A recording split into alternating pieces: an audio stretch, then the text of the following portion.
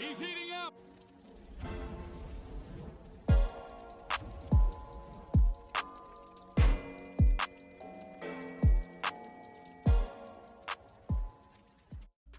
I'm not going to debate this in the comments. I'm not even going to fact check it. I'm going to make this statement right now. Giannis Antetokounmpo just showed the greatest display of a superstar's power that we've seen in quite some time. And I'm talking about from the perspective of saying, management, we need to make a move or I'm out. Management, we need to do something to make sure we are contending for championships every single year to maximize my time as a superstar in his prime in the league. And what do? You say, Jrue Holiday, I'm going to send you to Portland for Damian Lillard. Now, this is the deal. The Bucks received Damian Lillard. The Blazers received Jrue Holiday, DeAndre Ayton, Kamara, a first-round pick, 2 pick swaps. The Suns received Yusuf Nurkic, Grayson Allen, Nasir Little, Keon Johnson. Now, let's talk about the Portland Trail Blazers real quick.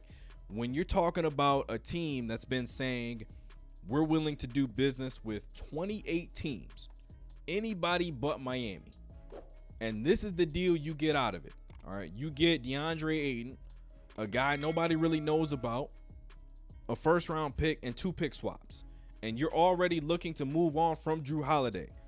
That makes no sense to me because guess what?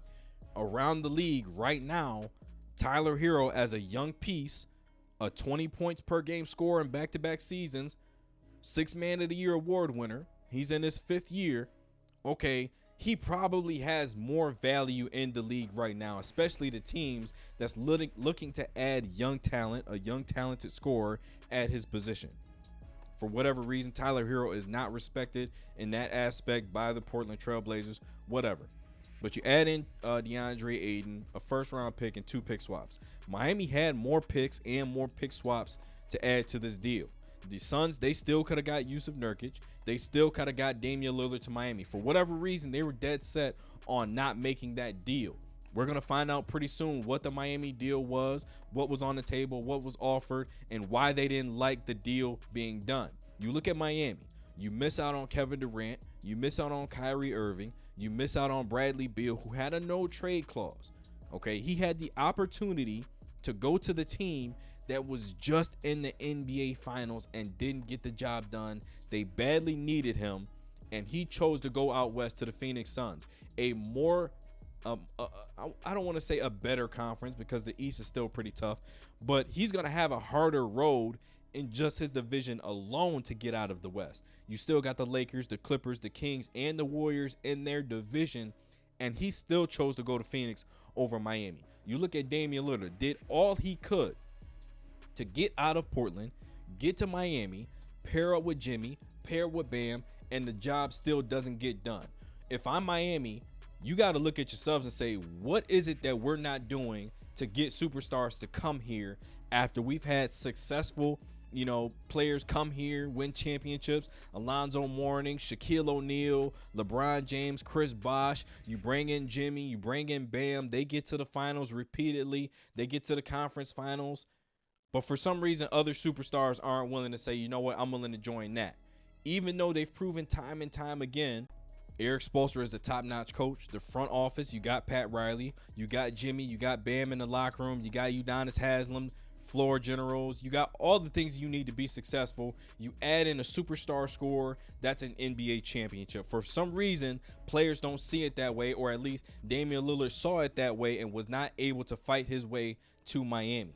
If I'm looking at Milwaukee, okay, you lose Jrue Holiday, fine. I mean, he was an important piece, an all-star, two-way player, one of the best defenders in the league. Take nothing from him, but he's not Damian Lillard. You bring in a 30-point scorer, a guy that can get you 6 to 8 assists. You bring in a guy that's going to shoot a very high percentage from the field as well as the three-point line. You have Giannis Antetokounmpo, 30 points, 12 rebounds, shoot a really good percentage from the field because he's very dominant in the paint, gets to the basket anytime he wants to. He's working on his mid-range game. He's been working with Hakeem Olajuwon. He's been in the lab trying to improve. But then he says, you know what? This is not enough. We need to be dominant. We need to be in the championship picture every single season. What happened last year can't happen anymore. You go out, you bring Damian Lillard, you put those two players together. We're looking at the most dominant duo in the league right now, and probably the scariest duo that we've seen since, you know what? Scariest duo since we've seen Kevin Durant and Steph Curry, as well as Shaq and Kobe. From this perspective, you have a guy on the outside that can shoot from the parking lot and give you 30, give you 40. Heck, the man had a 70-point game last year. But also you have a guy in the lane that's going to give you 50 points in the NBA Finals to clinch the championship.